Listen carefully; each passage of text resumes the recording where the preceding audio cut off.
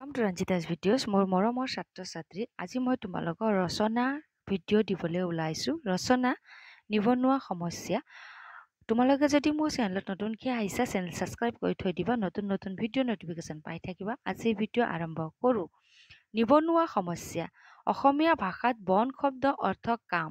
আমি কেতিয়াবা দুয়োটা শব্দ একেলগে ব্যৱহাৰ কৰি কাম বন একো নাই বুলি কওঁ। চাকৰি কৰা বুজাবৰ বাবেও বন বা কাম শব্দ ব্যৱহাৰ কৰা হয়। বন যাৰ নাই তেওঁক আমি নিবনুৱা বুলি কওঁ। এই কাম বা বন বা চাকৰি যেতিয়া চৰকাৰ বা কোনো কোম্পানীয়ে দিয়ে তেতিয়া নিবনুৱা হৈ নাথাকে।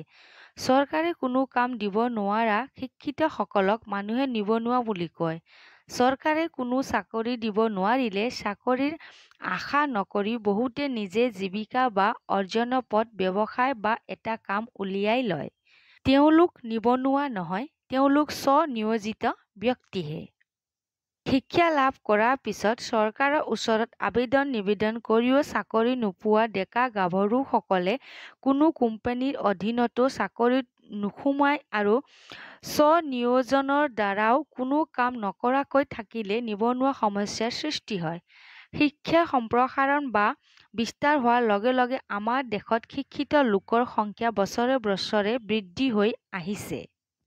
চৰকাৰ আৰু নিবনুৱাসকলৰ উমৈহতীয়া যত্ন বা ব্যৱস্থা গ্ৰহণৰ দ্বাৰা নিবনুৱা সমস্যা সমাধান হ'ব পাৰে। কেৱল চৰকাৰী চাকৰিৰ বাবে খাপ লৈ নাথাকি স্ব-নিয়োজনৰ ক্ষেত্ৰত আগ্ৰহী হ'ব লাগিব। অন্যথা নিবনুৱা সমস্যা সমাধান হোৱাৰ কোনো পথ নাই। তোমালোকেও নিজৰ উত্তৰ বহীত লিখি ল'বা আৰু মুখস্থ কৰি থৈ দিবা। ঠিক আছে।